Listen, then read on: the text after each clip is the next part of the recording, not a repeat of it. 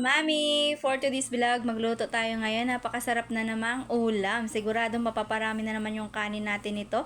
At una nga, pinalambot na po natin yung ating pork pata sa ating pressure cooker para mabilis lumambot sa pressure cooker ko na pinalambot. At yan po guys, nilipat na po natin sa ating lagayan.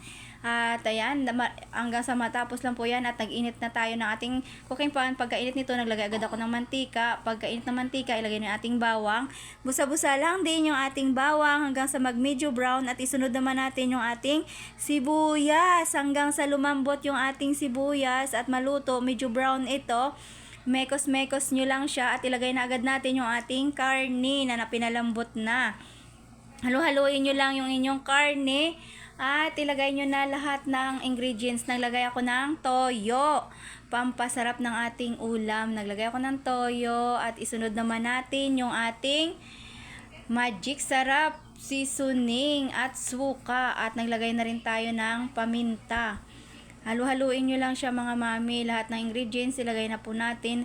Para sa isang kulo lang yan ay maluluto natin. Timplahan na natin yung ating pork pata na malambot na. Dahil isang kulo lang ito ay luto na. Dahil nga lambot na naman yung ating karne. Nilagay ko na nga pala yung ating panghumba na nakaisang balot na, kompleto na siya. Meron na ng saging, banana blossom tawag dyan. At naglagay na rin tayo ng kompleto na yan sa isang balot. Nandyan na yan at ilagay na lang natin. At meron na siyang laurel. Kompleto na yan ang ating panghumba.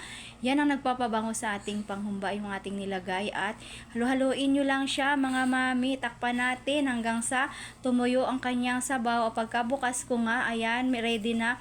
Medyo may sabaw-sabaw pa siya. Patuyuin lang natin ng kaunti para maluto na. At halu-haluin nyo lang ng dahan-dahan na hindi madurog yung ating karne kasi malambot na po iyan. At ayan, halu-haluin nyo lang siya mga mami. Talagang napakasarap nito dahil na pagka malambot ang karne. Sigurado mapaparami yung kain nyo. At naglagay din ako ng 2 kutsarang sugar para manamis-namis naman. Ang sinabaw ko nga pala dyan ng Sprite. Isang Sprite yung aking isinabaw dyan. Hindi na ako nag-add ng water.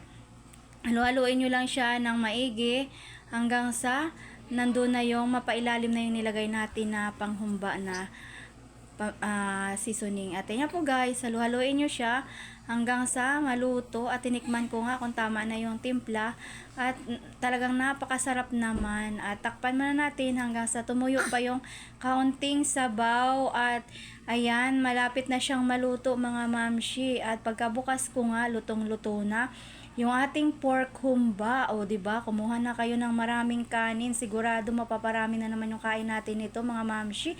At ayan, ilipat na po natin sa ating lagayan dahil ready na yan at tayo ay mananghalian na. O maraming salamat guys sa mga nanonood ng aking video. Paki-share and like. At patapos naman po ng ating video, wag nyo po skip yung ating ads.